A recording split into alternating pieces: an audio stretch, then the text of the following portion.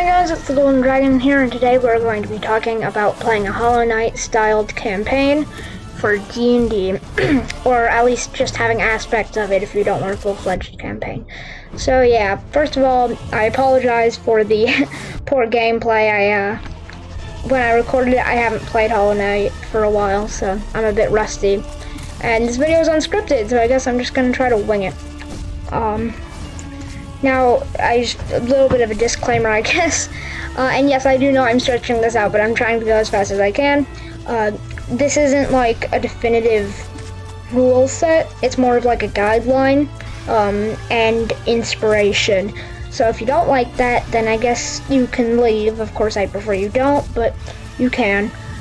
So now let's start. So say you want to play a vessel. There's a few that have already been made. I found a really good one on the internet, which I will link in the description if I remember, which I probably won't, but if you look it up, you should be able to find it. And I guess for the stat increase, +1 to strength, because, you know, you whack things with a nail. +2 to dexterity, because you are good with a nail. I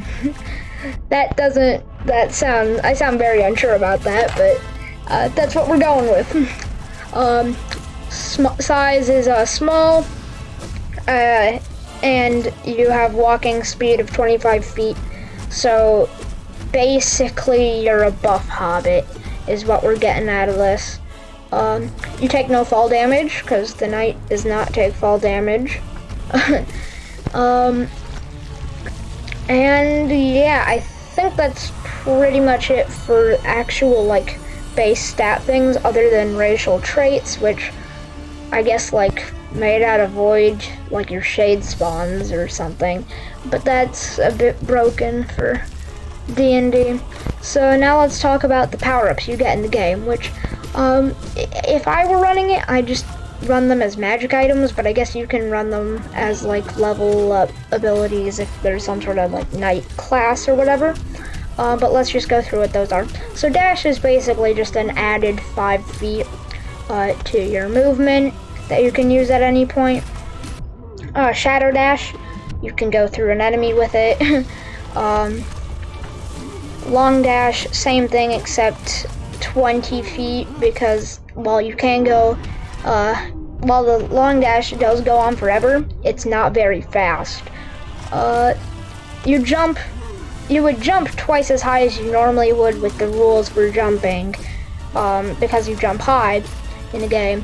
But if you have the monarch wings, then you would get an additional jump, which would be not ×2. I hope that made sense. And I believe those are all the power-ups. Let's talk about soul then. So every time you hit something with soul, well, I'll just divide. You get soul, which the first soul vessel you start off with has 99 in it. For simplicity, we're just going to say that it's 9. We're going to divide it all by 30. That's 9, and each hit gives you, I think it's let's say 1 point of soul, we'll say. To charge or to cast a spell, it costs 3.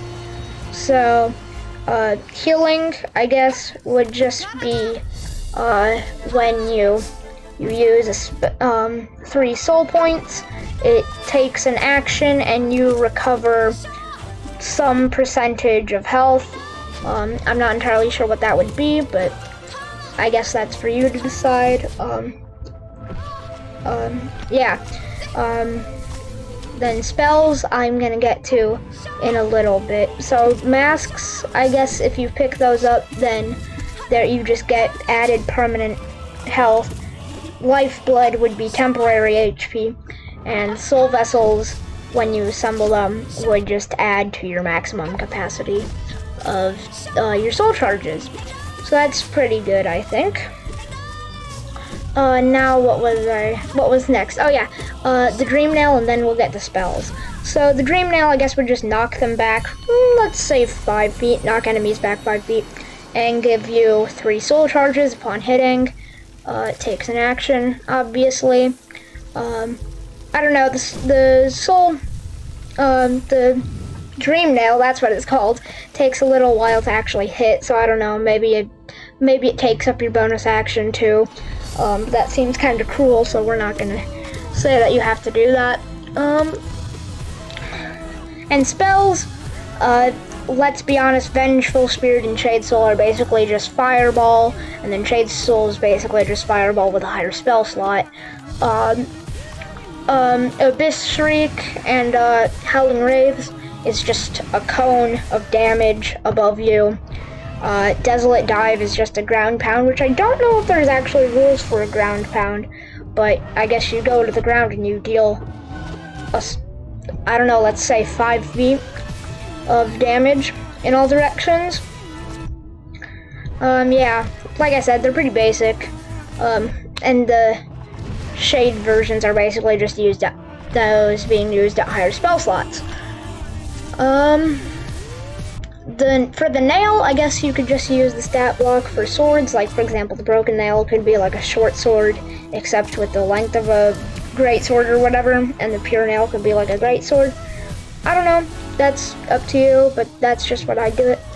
For Geo, I forget exactly what it was, but I think I did some math and it worked out to be like a Geo would probably be about like somewhere between like half to 2 silver pieces. I guess you can just adjust the prices, or just use the normal D&D currency system instead of Geo if you want, but that's just what I figured out to convert it, which I don't know if that's right, because I didn't use a calculator or anything, and that was a while ago, so I probably didn't remember it correctly. So yeah, if this video does at all well and gets more than 3 views and a minute of watch time, I will make a part 2, which will be explaining how charms work, and maybe a part 3 which dives into some of the enemies, but I don't know. So yeah, I hope you liked this video.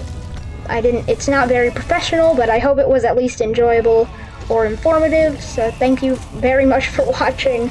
I really needed it. Yeah. Goodbye.